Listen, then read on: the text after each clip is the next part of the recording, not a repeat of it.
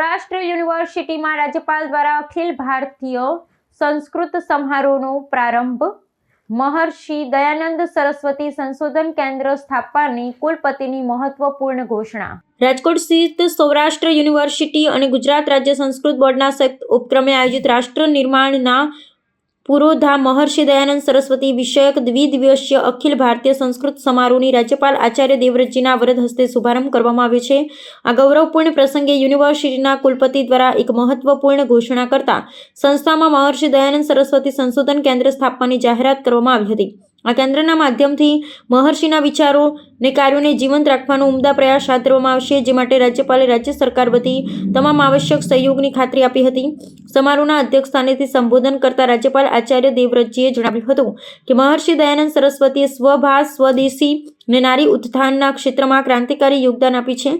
તેમણે ઐતિહાસિક સંદર્ભ ટાંકતા કહ્યું હતું કે મહાત્મા ગાંધીના ગુરુ ગોપાલ કૃષ્ણ ગોખલે અને તેમના ગુરુ શ્યામજી કૃષ્ણ વર્મા હતા, જ્યારે શ્યામજી કૃષ્ણ વર્માના ગુરુ સ્વયં મહર્ષિ દયાનંદ હતા.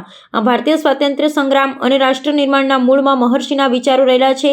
તેમણે વધુમાં ઉમેર્યું હતું કે આર્ય સમાજના સ્થાપક એવા દયાનંદજીએ યત્ર નાર્યસ્તુ પૂજ્યંતે રમંતે તંત્ર દેવતાઃ સૂત્રને સાર્થક કરી સમાજમાં પ્રવર્તતા કુરિવાજો સામે અવાજ ઉઠાવ્યો હતો અને વૈદિક ધર્મનું પુનરુત્થાન કર્યું હતું. આ જ્ઞાન સત્રમાં આગામી 2 દિવસ દરમિયાન કુલ 12 જેટલા વિવિધ શૈક્ષણિક સત્રોનું આયોજન કરવામાં આવ્યું છે, જેમાં વેદાર્થ વિમર્શ, નારી શક્તિ, સામાજિક સમરસતા અને રાષ્ટ્રચિંતન જેવા ગહન વિષયો પર વિદ્વાનો દ્વારા ચિંતન મંથન કરવામાં આવશે.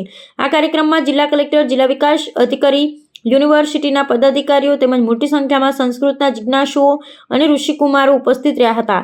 કાર્યક્રમના પ્રારંભે ગાર્ડ ઓફ ઓનર સાથે રાજ્યપાલનું સ્વાગત કરવામાં આવ્યું હતું અને વિશ્વ કલ્યાણના ઉદ્દેશ્ય સાથે યજ્ઞમાં આહુતિ પણ આપવામાં આવી હતી.